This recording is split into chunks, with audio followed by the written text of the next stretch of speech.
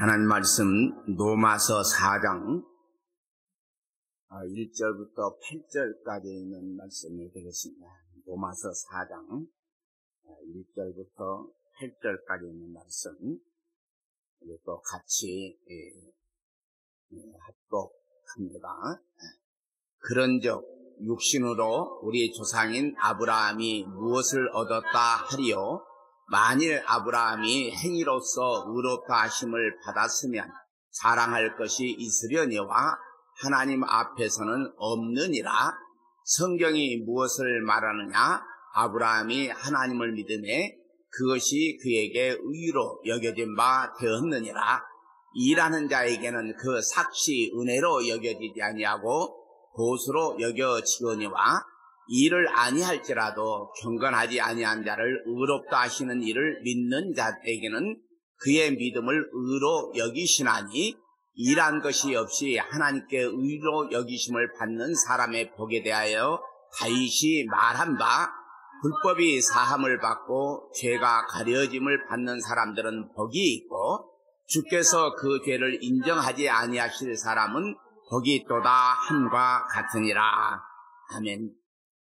이 말씀을 통해서 아브라함 언약 8번째입니다.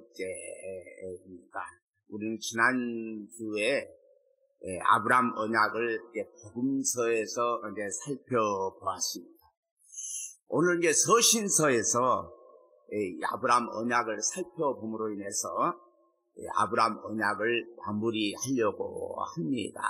우리가 언약을 지금까지 계속 살펴보는데, 그래서 오늘 중심적으로 보려고 하는 그런 성경의 내용은 로마서 4장 그리고 갈라디아서 3장입니다. 로마서 4장, 갈라디아서 3장을 통해서 본문이 상당히 양이 많아요. 그래서 아브라함 언약을 지금까지 보았다면 이 말씀을 통해서 결론처럼 아마 보여질 것입니다. 긴 본문이라도 우리가 성경을 좀 오늘은 긴 본문이 굉장히 많아요. 그래서 좀 같이 성경을 읽을 때에 속으로 읽지 말고 그냥 왜냐하면 쉬운 성경을 해놨기 때문에 화면을 보면서 소리내서 좀 읽었으면 합니다. 왜냐하면 말씀을 읽고 듣고 할 때에 목사가 어떤 은혜를 주는 것이 아니고 하나님이 은혜를 주시고 하나님이 깨닫게 해주시고 그 말씀을 통해서 믿음이 자라가게 하기 때문입니다. 목사가 말을 많이 하는 것도 좋겠지만 할 수만 있으면 저는 성경을 좀 많이 보려고 해요.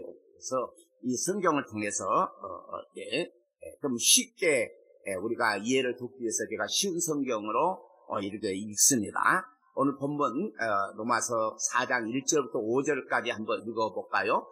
그러면 이 문제에 대해 우리 조상 아브라함이 발견한 것은 무엇이라고 말할 수 있겠습니까? 아브라함이 행위를 통해 의롭다함을 얻었다면 그에게는 자랑할 것이 있었을 것입니다. 그러나 하나님 앞에서는 자랑할 것이 없습니다. 성경이 뭐라고 말합니까?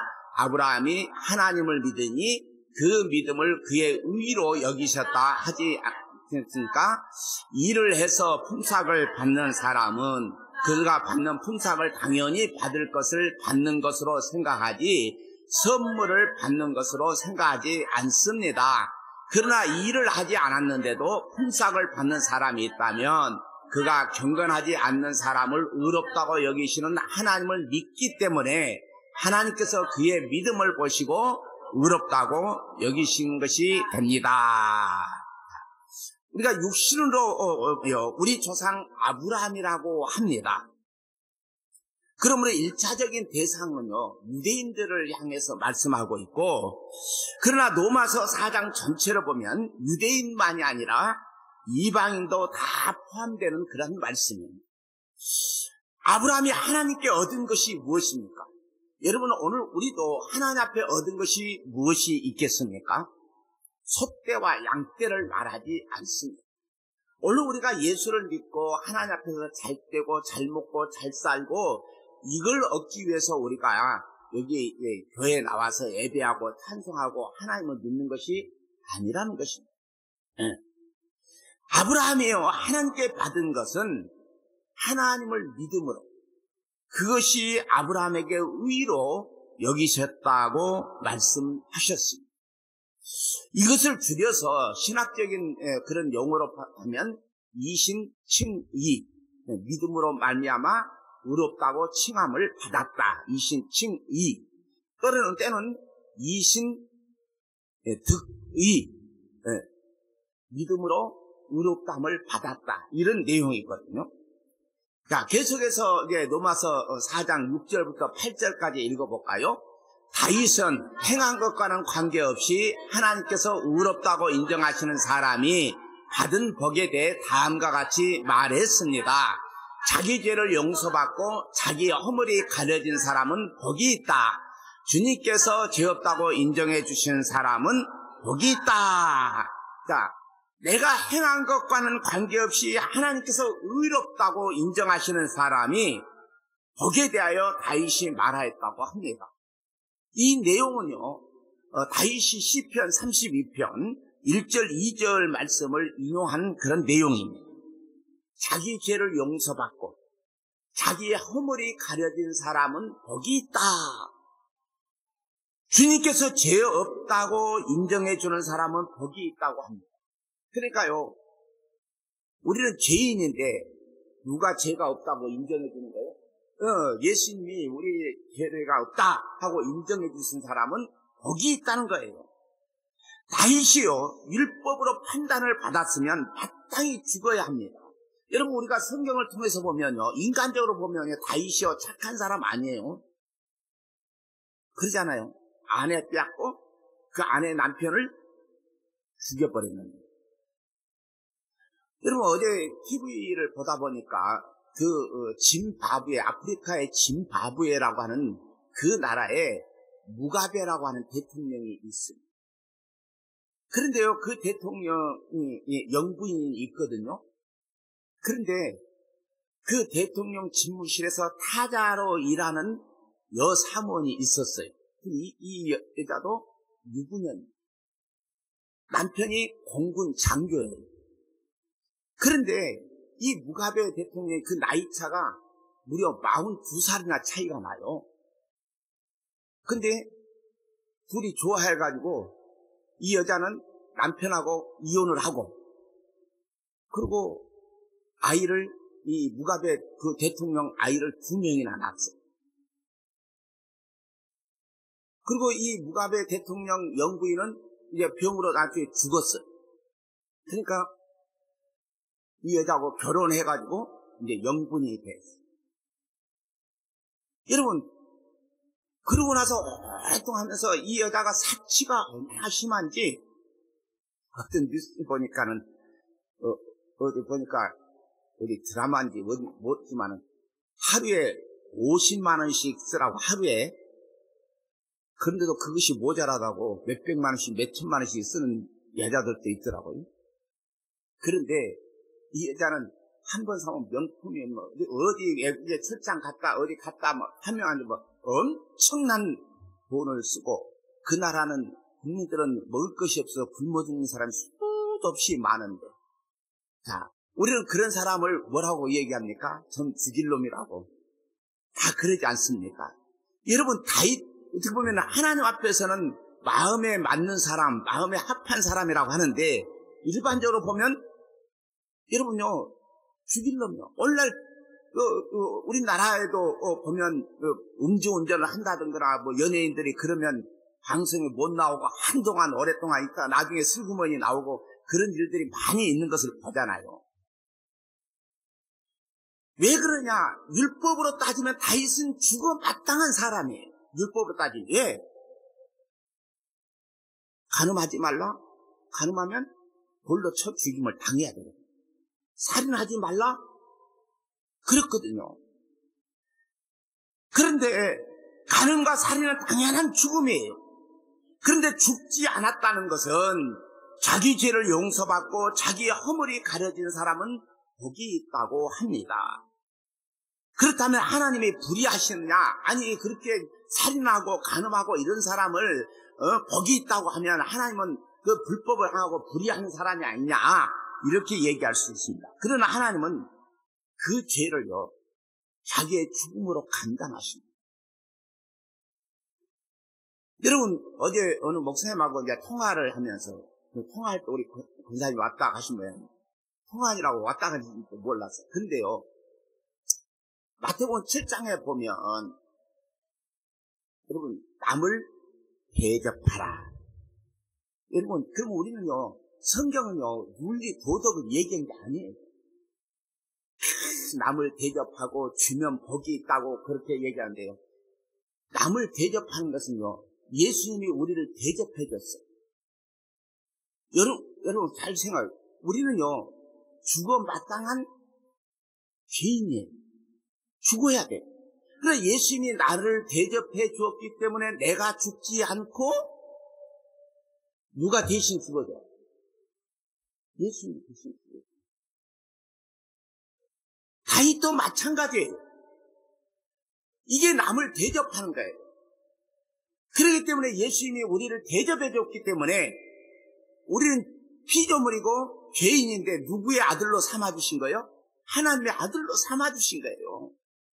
여러분요, 대통령이 나를 대접해주면요, 내가 대통령 되는 거랑 마찬가지 삶을 살 수 있는 거거든요. 즉, 다윗이 요나단의 아들 무비보셋을 대접한 것처럼 왕의 상에서 먹게 한 것처럼 대접합니다. 예수님 우리를 그렇게 대접했어요. 내가 십자가에 못 박혀 죽어야 되는데 누가 내 대신 죽어줘요? 예수님 대신 죽어요. 바로 다윗이 이렇게 죽어 마땅한 다윗이지만 하나님은 그 죄를 자기 죽음으로 감당하셨다는 것. 그러므로 다윗은요, 예언자로 그리스도를 미리 보았다는 것입니다. 이것은 내 얘기가 아니에요. 성경에 나와 있어요. 사도행전 2장 29절부터 36절까지 쭉 한번 읽어볼까요? 자, 시작. 형제 여러분, 나는 우리 조상 다윗에 대하여 여러분에게 자신 있게 말씀드릴 수 있습니다. 다윗은 죽어 땅에 묻혔으며 그의 무덤은 오늘날까지 우리 가운데 남아 있습니다. 하나님께서는 다윗에게 그의 자손 가운데 한 사람을 택하여 다윗의 보좌에 앉게 하실 것이라고 맹세하셨습니다. 다윗은 예언자여서 하나님께서 맹세로 약속하신 이 내용이 무엇을 가리키는지 잘 알고 있었습니다. 다윗은 이 내용을 미리 알고서 그리스도의 부활에 대해 이렇게 말했습니다. 그분은 무덤에 계속 머물러 있지 않았고 그분의 몸은 썩지 않았다. 이 말씀대로 하나님께서는 예수님을 다시 살리셨습니다. 우리 모두가 이 일의 증인입니다. 하나님께서 예수님을 높은 곳에 올려 하나님 오른편에 앉히자 예수님은 하나님 아버지께서 약속하신 성령을 받아 지금 여러분이 보고 들은 것처럼 우리에게 부어주셨습니다. 다윗은 하늘로 올라가 본 적은 없었지만 이렇게 말했습니다. 하나님께서 내 주님께 말씀하시기를 내 오른편에 앉아 있어라. 내가 네 원수들을 내 발 아래 둘 때까지. 그러므로 모든 이스라엘 백성이 분명히 알아야 할 것이 있습니다. 여러분이 십자가에 못 박은 이 예수님을 하나님께서는 주와 그리스도가 되게 하셨다는 사실입니다. 오순절에 성령이 임한 베드로 사도가 다윗이 예언자라고 얘기를 하고 있어요. 지금 사도행전 2장은 예수님의 제자들이 오순절 마가 요한의 다락방에서 성령이 임하고 난 뒤에 베드로가 설교한 내용이거든요. 다윗이 예언자로 그리스도의 죽음과 부활과 승천을 미리 보았다고 구약을 인용해서 증거하고 있는 내용입니다. 그러니까 베드로도 설교할 때 자기 얘기를 하지 않고 구약에 예언된 말씀을 가지고 전하는 것을 볼 수 있어요. 다윗에게 그리스도의 영이 임하여 무려 1000년 뒤에 일어날 예수 그리스도의 십자가의 처형을 보지 않고서는 기록할 수 없는 내용이 시편 22편입니다. 그 시편 22편은 다윗이 이 시를 기록할 때에 성령이 임하고 난 뒤에 기록한 그런 내용이거든요. 그래서 뭐라고 얘기합니까? 나의 하나님, 나의 하나님, 어찌하여 나를 버리시나이까? 로 시작하는 이 시편은 백성의 비방과 조롱거리로 머리 흔듦을 당합니다. 수족이 찔리고 겉옷을 나누고 속옷을 제비 뽑습니다. 이러한 그리스도의 고난과 죽음과 부활과 승천까지 미리 본 다윗은 결국 자기의 죄가 그로 인하여 용서받았음을 알기에 시편 32편, 시편 51편을 기록한 거예요. 자, 로마서 4장 9절부터 12절까지 한번 쭉 한번 읽어볼까요? 그렇다면 이 복이 할례를 받은 사람들에게만 내리는 것입니까? 아니면 할례를 받지 않는 사람들에게도 내리는 것입니까? 우리는 앞에서 아브라함의 믿음이 의로 여김을 받았다고 말했습니다. 어떤 상황에서 이런 일이 발생했습니까? 아브라함이 할례를 받은 뒤였습니까? 아니면 할례를 받기 전이었습니까? 아브라함의 의롭다함을 받은 것은 할례를 받은 후가 아니라 할례를 받기 전이었습니다. 아브라함은 할례를 받기 전에 믿음으로 의롭다함을 받았으며 그 표로서 할례를 받은 것입니다. 그러므로 아브라함은 할례를 받지 않고도 하나님을 믿는 모든 사람들이 의롭다 여김을 받을 수 있도록 모든 믿는 사람의 조상이 되었습니다. 또한 아브라함은 할례 받은 자의 조상이기도 합니다. 이 말은 그가 할례 받은 사람들뿐만 아니라 우리 조상 아브라함이 할례를 받기 전에 가졌던 믿음의 발자취를 따라가는 사람들의 조상도 된다는 의미입니다.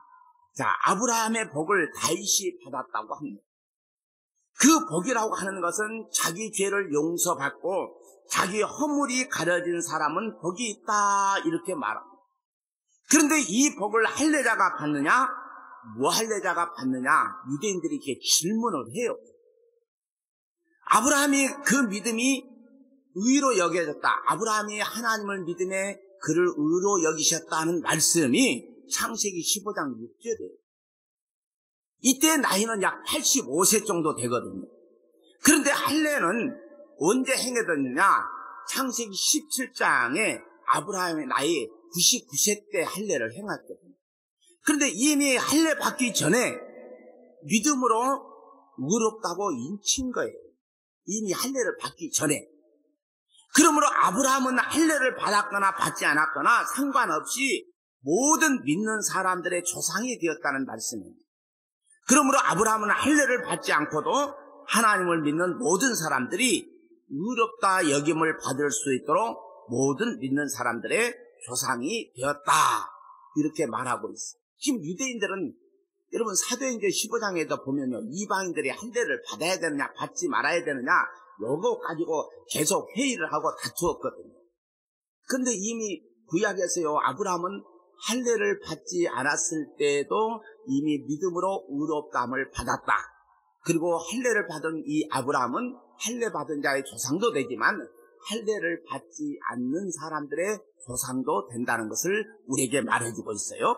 자, 로마서 4장 13절부터 16절까지 또 읽어볼까요? 하나님께서 아브라함과 그의 후손에게 그들이 세상을 물려받을 상속자가 되리라고 하신 약속은 율법을 통해 온 것이 아니라 믿음으로 인한 의를 통해 주신 약속입니다.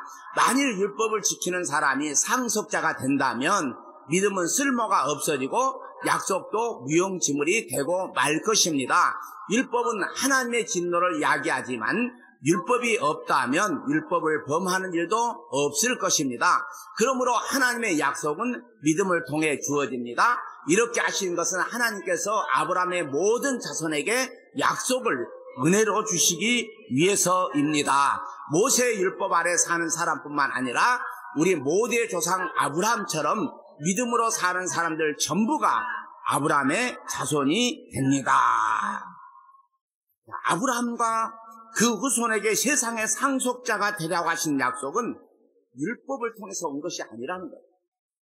믿음으로 인한 의를 통해 주신 약속입니다. 모세의 언약을 통해 볼 때 다시 말씀드릴 텐데, 하나님 앞에서 의로 인정함을 받는 것은 인간의 율법적인 그런 행함이 아니라 오직 믿음으로 되었다고 합니다. 사람들은 행하는 것만 가지고 욕하고 손가락질하고 비방하고 그렇거든요. 그러므로 하나님의 약속은 뭘 통해서 주어지느냐? 믿음을 통해서 주어집니다. 그러므로 하나님이 이렇게 하신 것은 하나님께서 아브라함의 모든 자손에게 약속을 은혜로 주시기 위해서라고 말합니다. 하나님의 약속은 절대로 파기되지 않습니다. 영원하신 하나님께서 자기 생명을 걸고 언약한 내용이 파기될 수가 없는 것입니다. 그러므로 할례를 받았거나 받지 않았거나, 즉 할례를 받은 자나 무할례자나 상관없이 모든 믿음의 사람들은 조상을 아브라함이라고 하는 것은 믿음이 무엇인지를 우리에게 보여주고 있는 거예요. 여러분요, 율법을 이 땅에서 지킨 사람은 한 사람도 없어요. 만약에 율법을 지켜야 천국 간다면 이 세상에 천국 갈 사람은 아담 이후로부터 한 사람도 없어요. 하나님께서 여러분요, 아무리 옛날 막가파 있잖아요. 막가파 6명인가 7명인가 되죠? 그럼 지존파도 있고 수도 없이 많아요. 그런데 그 사람들이요, 감옥에 가가지고 예수를 믿고 구원함을 받았다고 그래요. 그런데 우리가 볼 때는 저런 사람들이 천국 가면 되겠어요. 아니, 그러잖아요. 우리가 일반적으로 볼 때 그러잖아요. 여러분, 신창원이, 아니, 그런 사람들이 천국 가면 되겠냐고. 절대 안 되죠. 그래서 우리는 이런 기준을 가지고 이 땅에서 살기 때문에 누가 조금만 내 눈에 거실을 보면 비방하고 핍박하고 못됐다고 얘기할 수밖에 없어요.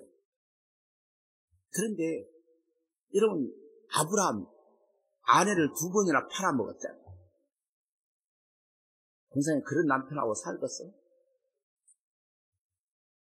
돈 받고 팔고 또 보내주면 또 갖다 팔고 상품도 아니고, 응? 돈을 많이 받았기 때문에 사라가 명품이었는지도 모르죠. 그런데 이런 아브라함도 율법을 통해서 의롭다함을 여기신 것이 아니라 믿음으로 의롭다함을 여김을 받았다. 그래서 믿음이 무엇인지를 우리에게 보여주고 있어요.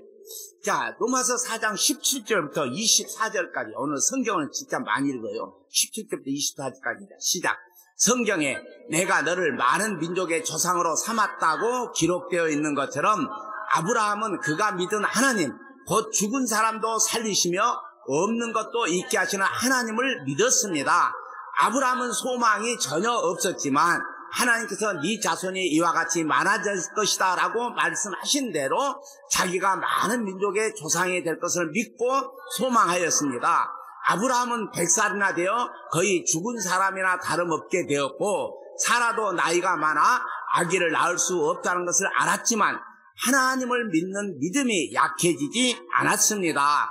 그는 하나님의 약속에 대해 불신하거나 의심하지 않고 오히려 그 약속을 굳게 믿어 하나님께 영광을 돌렸습니다. 아브라함은 하나님께서 친히 약속하신 것을 이루실 능력이 있다는 것을 확신했습니다. 이것이 바로 하나님께서 그 믿음을 그의 의로 여기셨다고 말씀하신 이유입니다. 그의 의로 여기셨다는 말은 아브라함만을 위해 기록된 것이 아닙니다. 그 말은 우리 주 예수님을 죽은 자 가운데서 다시 살리신 분을 믿음으로 의롭다함을 얻게 될 우리를 위해서도 기록되었습니다. 아브라함은 그가 믿은 하나님의 약속은요, 죽은 사람도 살리신다. 없는 것도 있게 하시는 하나님을 믿었다는 거예요.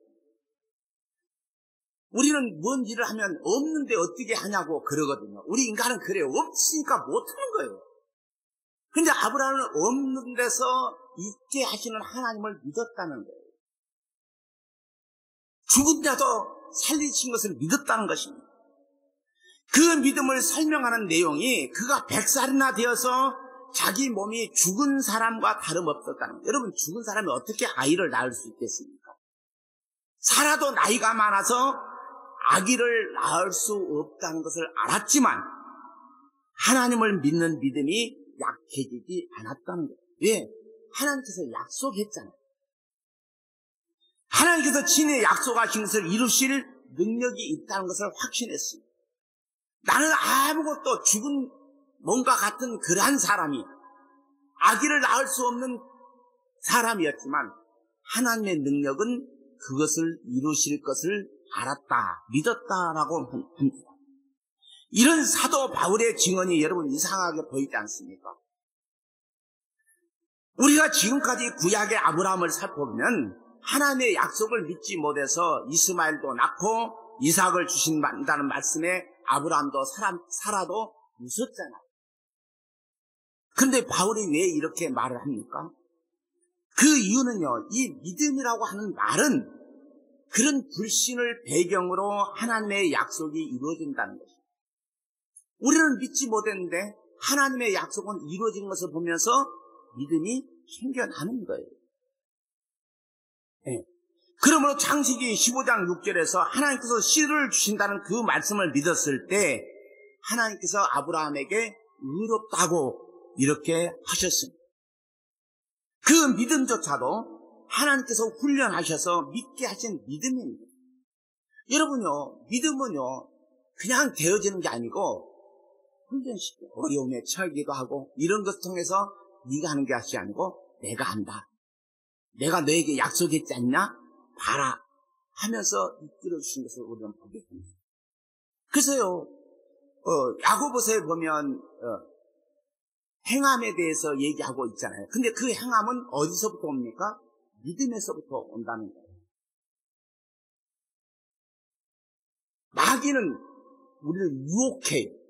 그래서 우리를 넘어지게 만들어요. 근데 하나님은 우리를 시험하시는데 그 시험은 우리에게 믿음을 주시려고. 그럼 그 믿음을 주시려고 하는데 어려움이 오잖아요. 그럼 인간은 어려움이 오면요 힘들고 고통스럽고 괴로워요. 누구 하나 믿음이 오는데 믿음이 오니까 좋다 하고 박수 치는 사람 한 사람도 없어요.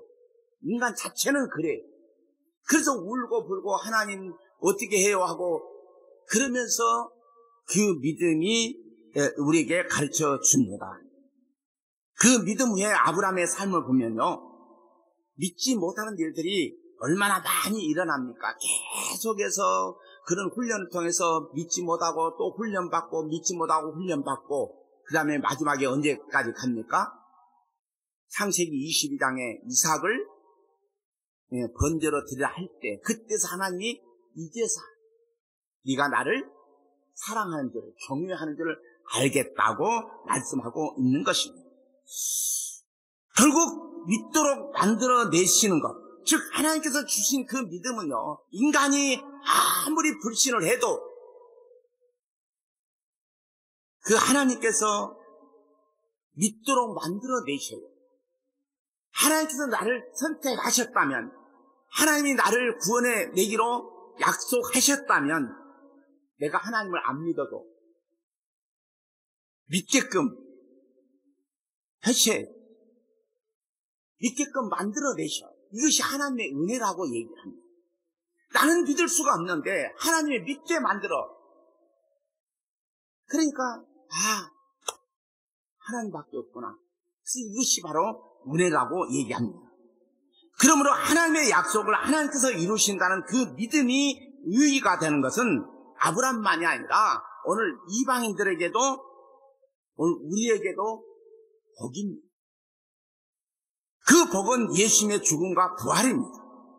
우리의 죄를 위하여 내어주심이 되고 우리를 의롭게 하시려고 사랑하신 예수님이 우리의 영원한 복이 된다고 성경은 얘기하고 있습니다.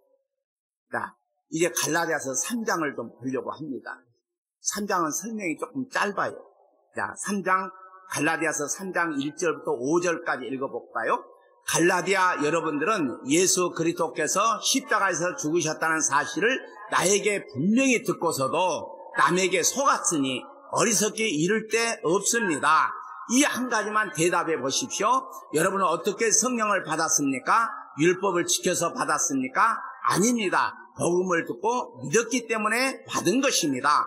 성령 안에서 살기 시작하다가 이제 와서 다시 자기 힘으로 살려고 하다니 여러분은 참으로 어리석습니다.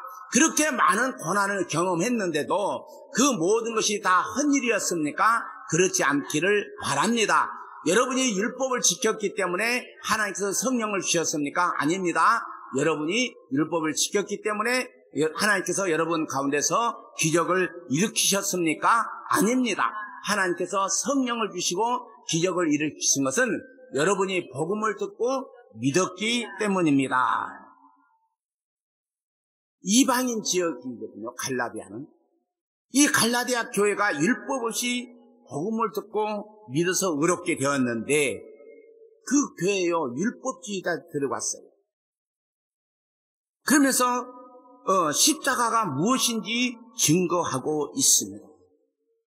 자, 성경만 이렇게 이제 쉬운 성경을 보니까 제가 설명 안 해도 읽으면 알잖아요. 자, 6절부터 3장 6절부터 또 9절까지 읽어봅니다. 성경에도 아브라함에 대해서 같은 말씀이 있습니다. 아브라함이 하나님을 믿으니 하나님께서 아브라함의 믿음을 받으시고 그를 의롭다고 여기셨다. 그러므로 여러분을 믿음으로 사는 사람이 참 아브라함의 자녀라는 것을 알아야 합니다. 또 성경은 장차 일어날 일, 곧 하나님께서 이방인을 믿음으로 의롭게 하여 줄 것을 미리 일러 주셨습니다. 이 복음을 먼저 아브라함에게 전했는데 그것은 모든 민족이 너로 말미암아 복을 받을 것이다 라는 성경 말씀과 같은 것입니다. 아브라함이 이를 믿으니 그 믿음 때문에 복을 받았습니다. 이것은 지금도 마찬가지입니다. 누구든지 믿는 사람은 아브라함처럼 복을 받았습니다. 로마서 4장의 말씀과 반복되는 말씀이에요. 자, 계속해서 갈라디아서 3장 10절부터 14절까지 읽어봅니다. 그러나 율법을 의지하는 사람은 다 저주를 받습니다. 성경에도 이렇게 적혀 있습니다. 율법책에 적혀 있는 것을 다 지키지 않는 사람은 저주를 받는다. 율법을 통해서는 하나님으로부터 의롭다함을 얻지 못한다는 것이 분명합니다. 성경에 이렇게 적혀 있습니다. 믿음으로 의롭다 여김을 받는 사람은 살 것이다. 율법은 믿음에서 생겨난 것이 아닙니다. 율법은 지키는 사람은 율법으로 인해 살 것이다 라는 말씀도 있습니다. 그리스도께서는 율법이 우리에게 씌운 저주를 거두어 가셨습니다. 그리스도께서 우리를 대신해서 저주를 받으셨습니다. 성경에도 이렇게 적혀 있습니다. 나무에 달린 사람은 다 저주를 받은 것이다. 그리스도께서 그렇게 하신 것은 하나님께서 아브라함에게 약속하신 복이 이방인들에게 미치게 하기 위함이었습니다. 이 복은 예수 그리스도를 통해 옵니다. 예수님은 우리로 하여금 하나님께서 약속하신 성령을 믿음으로 받게 하기 위해 죽으셨습니다. 자, 믿음으로 의롭다고 여김을 받은 사람을 살 것이다 라고 살아가는 갈라디아 교인들이 다시 율법주의자들에 의해서 흔들렸습니다. 바울이 예수 그리스도의 십자가가 밝히 보이는데 누가 너희를 꾀더냐고, 누가 너희들을 유혹하느냐고 말합니다. 예수 그리스도의 십자가는 저주받아 죽은 죽음이에요. 왜냐하면 인간의 모든 죄를 짊어지시고 나무에 십자가에 못 박혀 죽으셨기 때문입니다. 왜냐하면 이미 구약 성경에 나무에 달려 죽은 자는 저주를 받은 것이다 라고 말씀하고 있기 때문입니다. 그런데 그 십자가는 율법의 저주에서 속량한 죽음이에요. 그러므로 그를 믿는 자는 율법의 저주에서 해방되었어요. 그래서 우리는 나 자유 얻었네, 너 자유 얻었네 하고 찬송하는 거예요. 그런데 다시 율법주의로 돌아가면 저주 아래로 들어가는 것이라는 거예요. 자, 그러므로 예수 그리스도 안에서 아브라함의 복이 이방인에게도 임한 것입니다. 예수님은 우리로 하여금 하나님께서 약속하신 성령을 믿음으로 받게 하기 위해서 죽으셨습니다. 자, 계속해서 갈라디아서 3장 볼까요? 15절부터 17절까지 계속해서 봅니다. 형제들이여, 예를 들어서 말하겠습니다. 사람들 사이에서도 약속을 맺으면 아무도 그 약속을 무효로 하거나 어떤 것을 덧붙일 수 없습니다. 하나님은 아브라함과 그 자손에게 약속하셨습니다. 그런데 하나님은 여러 사람을 가리키는 말로 그 자손들이라 하시지 않고 오직 한 사람을 가리키는 말로 내 자손이라고 말씀하셨습니다. 그 한 사람이 바로 그리스도이십니다. 내 말의 뜻은 이렇습니다. 하나님께서 아브라함과 맺으신 언약을 그보다 430년 뒤에 나온 율법이 어실 수 없다는 것입니다. 아마 이 말씀 우리가 이제 모세 언약을 통해서 다시 보겠습니다만은 미리 봐두면 믿음으로 의로 여김을 받는 복이 더 풍성해진다는 거예요. 자, 계속해서 성경 봐요. 18절부터 22절까지 봅니다. 만약 우리가 받을 유업이 율법을 통해서 온다면 그것은 약속에서 나온 것이 아닙니다. 하지만 하나님께서 약속하신 것에 따라 아브라함에게 복을 베풀어 주셨습니다. 그렇다면 율법을 무엇을 위해 있습니까? 율법을 사람에게 주신 것은 하나님께서 약속하신 아브라함의 특별한 자손이 오실 때까지 죄가 무엇인지를 밝히기 위해서입니다. 율법은 하나님께서 중보자의 손을 빌어 천사들을 시켜 만든 것입니다. 그러나 한편만은 중개자가 필요 없습니다. 하지만 하나님은 한 분이십니다. 그렇다면 율법은 하나님의 약속과 반대되는 것입니까? 그럴 수 없습니다. 만약 사람에게 생명을 주는 율법이 있었다면 우리는 그 율법을 지킴으로써 의롭다함을 얻었을 것입니다. 성경은 온 세상이 죄에 갇혀 있다는 것을 보여주었습니다. 이는 믿음을 통해 약속을 주시기 위한 것으로 오직 예수 그리스도를 믿는 사람들만 받을 수 있습니다. 여러분, 그러니까 로마서 4장, 갈라디아서 3장만 제대로 봐도요, 율법과 복음이 정리돼요. 그래서요, 우리는 옛날 개역 한글판, 개역 개정판 보면 이 말이 무슨 말인지 이해가 되지 않는 경우도 많이 있습니다. 그래서 요즘에는 이제 세번역 성경이라든지 아니면 쉬운 성경이라든지 아니면 우리말 성경을 이렇게 보면요, 아, 이렇구나. 설명을 누가 안 해도 율법과 복음이 뭔지를 제대로 보여주고 있는 거예요. 자, 그런데 오늘날 교회에서는 율법을 뭐 하라 그래요? 지키라 그래요. 지키지 말라 그래요. 지키라 그래요. 근데 율법은요, 우리에게 지키라고 준 것이 아니에요. 율법을 우리에게 준 것은 역시 뭐다? 죄다. 여기 죄야, 죄. 그런데 그렇다면 이 율법을 통해서 우리는 율법을 지킬 수 없기 때문에 우리는 다 죄인이라는 것을 우리에게 가르쳐주고 있는 거예요. 이런 죄인이 의롭다함을 받는 것은 예수 그리스도를 통해서만이, 그 믿음을 통해서만이 받을 수 있다는 것을 보여주고 있습니다. 자, 계속해서 이제 성경 이제 마지막으로 한번 이제 볼게요. 23절부터 29절까지 쭉 한번 봅니다. 이 믿음이 오기 전에는 우리가 율법에 갇혀 있었습니다. 하나님께서 장차 올 믿음의 길을 보여주실 때까지 우리에게는 자유가 없었습니다.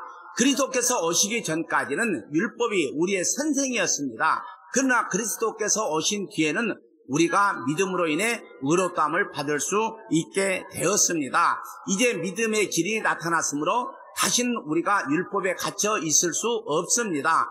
여러분은 그리스도 예수를 믿는 믿음을 통해 하나님의 자녀가 되었습니다. 여러분은 모두 세례를 받아 그리스도와 연합하였으며 그리스도로 옷을 삼아 입었습니다. 그리스도 안에서는 유대인이나 그리스도인이나 종이나 자유인이나 남자나 여자나 차별이 없습니다. 여러분은 그리스도 예수 안에서 모두 하나입니다. 여러분은 그리스도에게 속한 사람입니다. 그러므로 여러분은 아브라함의 자손입니다. 하나님께서 아브라함에게 하신 약속대로 여러분은 하나님께서 주시는 모든 복을 받습니다. 이 믿음이 오기 전에 우리도 율법에 갇혀 있었다는 거예요. 하나님께서 장차 올 믿음의 길을 보여주실 때까지 우리에게는 자유가 없었습니다. 그리스도께서 오시기 전까지는 율법이 우리의 선생이었어요. 그러나 그리스도께서 오신 뒤에는 우리가 믿음으로 인해 의롭다함을 받을 수 있게 되었습니다. 그러므로 예수님을 믿음으로 하나님 앞에서 영원히 살아갈 자격인 의를 얻는다는 것은 오직 은혜, 오직 믿음으로 된다는 사실을 아브라함을 통해서 먼저 우리에게 보여주신 것입니다. 그 다음에 430년이 지난 다음에 율법을 주셨거든요. 여러분요, 아담에게 율법을 주신 것이 아니에요. 아브라함에게도 율법을 주신 것이 아니에요. 아브라함이 후손인 야곱이 애굽에 들어가서 살면서 430년 동안 종사하려고 난 뒤에 모세를 통해서 하나님이 율법을 주셨습니다. 이렇게 율법을 주신 것도 어떤 인간도 자기 행위로 의에 이를 수가 없고 오직 예수님의 십자가의 보혈로만 하나님 앞에서 영원히 살아갈 자격인 의를 선물로 받으니 아브라함 언약의 결론입니다. 그래서 우리는 예수를 믿어야만이 의롭다고 칭함을 받는데, 이 믿음이 내가 믿고 싶다고 해서 믿어진 것이 아니라요, 믿을 수밖에 없도록 하나님이 우리를 훈련시키세요. 그래서 이 훈련하면요, 여러분, 남자들이 이제 군대에 가면 훈련소 가잖아요. 옛날에는 논산 훈련소만 있었는데 지금은 훈련소가 여기저기 많이 있어요. 그래서 한 6주간 훈련을 받으면 잡기가 없어요. 그래서 그 훈련을 통해서 군인으로 탈바꿈시키다니. 훈련을 통해서. 그런 것처럼 오늘 우리도 이 믿음으로 사람을 만들기 위해서, 우리 믿음의 사람이 되게 하기 위해서는 이런 훈련을 하게 하시는 것입니다. 자, 이러한 아브라함의 복을 이방인 우리 받을 수 있는 것은 오직 하나님의 약속에 따른 은혜예요. 여러분요, 우리는 숫자가 적어도 내가 이렇게 하나님 앞에서 이렇게 믿을 수 있다고 하는 이 사실이에요. 은혜입니다. 은혜. 다른 말로 할 은혜는요, 왜 은혜냐? 내가 갚을 수 없기 때문에 은혜예요. 내가 갚을 수 있는 것은, 아니, 저 사람이 나한테 밥 샀어? 그럼 내가 다음에 사. 이건 은혜가 아니에요. 그냥, 여럿이 가도 우리 그냥 더치페이 하자. 그러면 내가 이렇게 하는 거예요. 은혜라고 말하지 않습니다. 은혜는 갚을 수 없는 거예요. 그래서 은혜를 입었다고 그래요. 내가 살아가면서 내가 저 사람에게 은혜를 입었다고 하는 것은 내가 갚을 수 없는 것을 얘기하거든요. 나중에 갚으면요, 나중에서는요, 그 처음에는 은혜라고 할 수 있는데 나중에 갚으잖아요. 그러면 은혜라고 안 해요. 내가 다 갚았어. 이렇게 해요. 그렇기 때문에 오늘 하나님이요, 아까도 얘기했지만 남을 대접하라고 하는 것은 예수님이요 우리를 대접해 줬는데 어떻게 대접했느냐? 십자가에 못 박혀 죽기까지 대접해 줬고요, 피조물인 우리를 하나님의 자녀로 삼아 주시기까지 우리를 대접한 거예요. 우리는 영원히 지옥 백성이라. 그런데 하나님이 천국 백성으로 대접해 줬다니까요. 하나님이 너무너무 이게 뭐냐? 은혜예요. 하나님 은혜. 일방적이에요. 어디, 야, 내가 너에게 얘기해 줄 테니까 너 받을래? 이게 아니요. 일방적이요. 너 내 은혜를 받고 살아야 돼. 너도 내 은혜를 받고 살아야 돼. 그래서 예수님이 이 땅에 오신 것은 모든 민족을 위해서 온 것이 아니라 자기 백성이에요. 자기 백성. 자기 백성, 하나님이 택한 백성입니다. 그러므로 오늘 우리가 이 땅에 사는 동안 누가 하나님의 백성인지 모르기 때문에 여러분 여러분 전도라고 하는 말은 엄격히 따지면 캐리그마, 헬라어로 캐리그마거든요. 이 말은요, 선포한다. 응? 발표한다. 다른 말로 얘기하면 설교한다는 얘기거든요. 지금 내가 여러분이 이게 설교하는 것은요, 이게 전도예요, 전도. 하나님의 말씀을 전하는 거거든요. 근데 우리는 그냥 나가서 전도지 돌리면서 예수 믿으라고 이러면 전도지로 착각하고 있는데 그게 아니에요. 하나님의 말씀을 전합니다. 2025년도 이제 신정, 우리가 흔히 얘기하는 설날, 이제 신정 1월 1일도 지나고 이제 음력 설인 설날도 이제 다 지났어. 2025년 아까 우리 조 목사님 기도할 때도 25년 1월달 한 달이 딱 지나갔잖아요. 계산해 보니까요, 1월 한 달요 18일 일하면 딱 끝났어. 근데 2월달도 2월달 좀 짧잖아요. 20일 일하니까 끝나버려. 토요일, 이번에는 2월달은 공휴일은 하나도 없고 토요일날 주일날 쉬면, 옛날에 일할 때는 한 달에 한 번 쉬면 많이 쉬는 거고요, 2번 쉬면 많이 쉬었어. 나 처음 일할 때 그랬어요. 그런데 이번 명절 때 혹시 카페 가보셨어요? 카페 가봤어요? 네. 카페, 식당, 사람이 이루 말할 수 없이 많습니다.